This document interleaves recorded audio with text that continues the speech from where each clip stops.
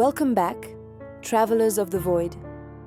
Imagine a vessel drifting silently through the ink-black sea of space. Its hull glows with the faint shimmer of alien alloys. Inside, beings older than our civilization by millions of years peer through crystalline windows.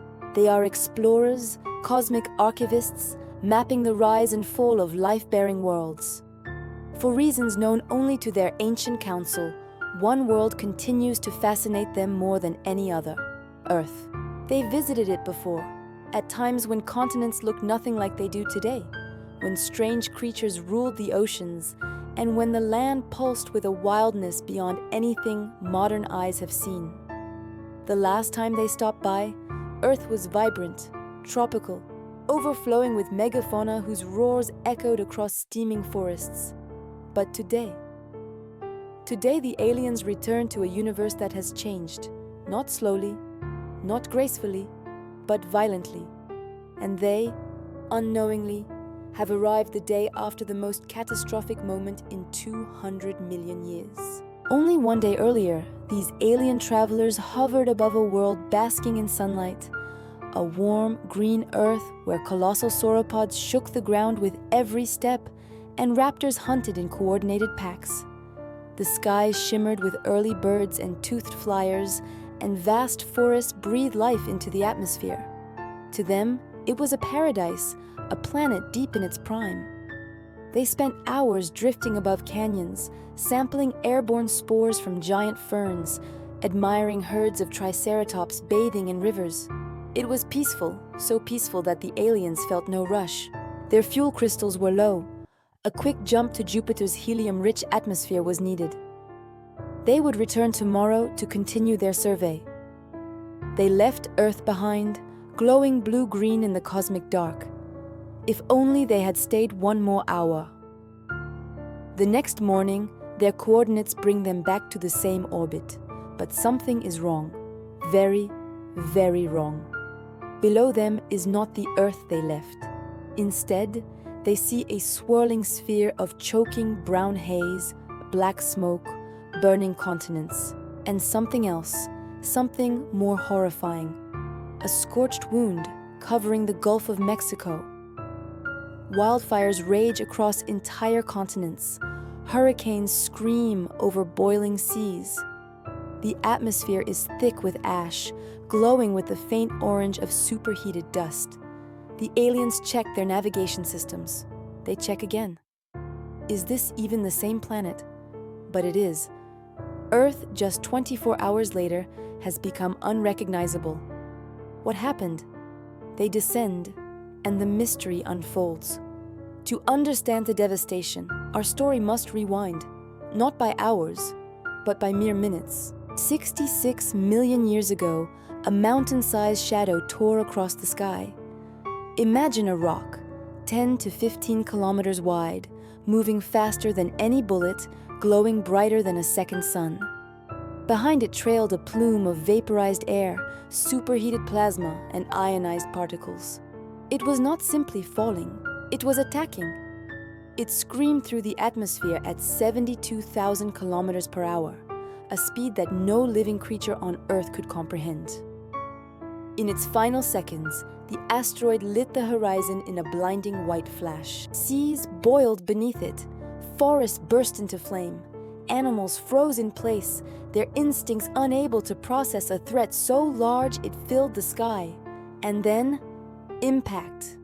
The asteroid slammed into a shallow ocean near the Yucatan Peninsula with a force greater than 100 trillion nuclear bombs. The crust did not crack. It exploded. Imagine the Earth behaving like a liquid, because for an instant, it was. Entire layers of bedrock were vaporized, blasting upward in a colossal mushroom nebula. The crater that formed, later named the Chicxulub crater, was 25 kilometers deep, 100 kilometers across, and instantly glowing molten red. Shockwaves circled the planet in minutes, flattening forests on every continent. The oceans rolled back, then returned with tsunamis over a kilometer tall, smashing coastlines thousands of kilometers away. Animals in what is now Indonesia felt the ground convulse beneath their feet. The collision didn't just scar Earth, it rewrote it. What came next was worse. Billions of tons of molten debris were blasted into space, then pulled back down by gravity. As they streaked through the atmosphere, they glowed orange, then white-hot. The world entered a period known to scientists as the global firestorm. The sky rained molten glass, tektites, falling with the speed of artillery shells. Entire forests ignited instantly. 70% of Earth's trees burned. Animals fled, but there was nowhere to go. No river, no cave, no swamp offered safety. For nearly 15 minutes, the world burned in a fiery downpour. And that was only phase 1. Dust, soot, sulfur, and vaporized rock filled the upper atmosphere, forming a thick global veil. Sunlight dimmed, then it vanished. For the next 15 to 30 years, Earth was plunged into a darkness we now call impact winter. Temperatures crashed. Plants died first, unable to photosynthesize. Then the creatures depending on them. Then the predators depending on them. And as food chains collapsed, 75% of all life vanished. The dinosaurs, magnificent rulers of Earth for over 150 million years, were gone. Not with a roar, but with silence. But not all life perished. Some species endured, not by strength, but by strategy. Beaked birds, unlike their toothed cousins, could eat seeds buried in the ground, food designed by nature to outlast catastrophe. Their ability to fly long distances in search of resources increased their odds. Today's birds are their living legacy. Tiny mammals no larger than your hand hid underground, in burrows, in tree roots, in caves warmed by geothermal heat. They slept through the worst of the cold, fed on insects and roots, and waited for the world to thaw. From these humble survivors came wolves, whales, lions, bats, humans, and everything in between.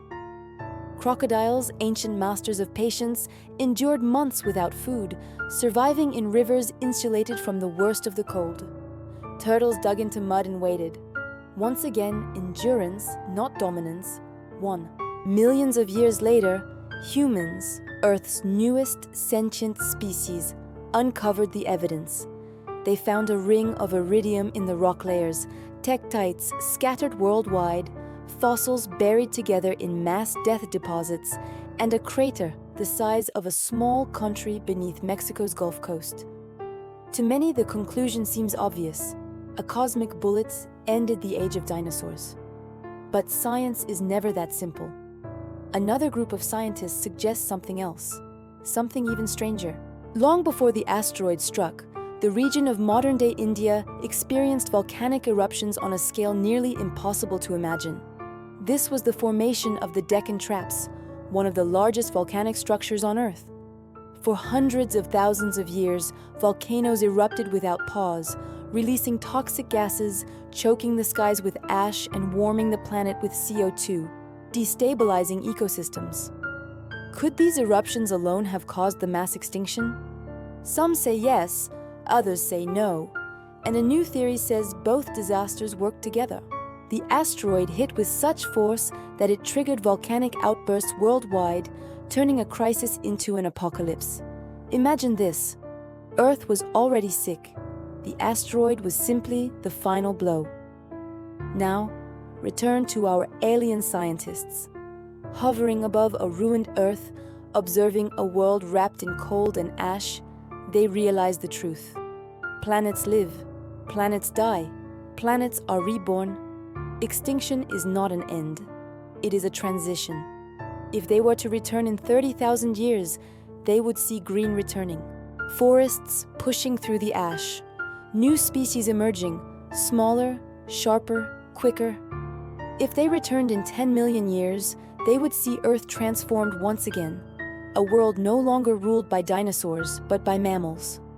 And if they returned today, they would find cities, languages, satellites orbiting the sky, and humans, creatures born from the tiny mammals that once hid in fear underground.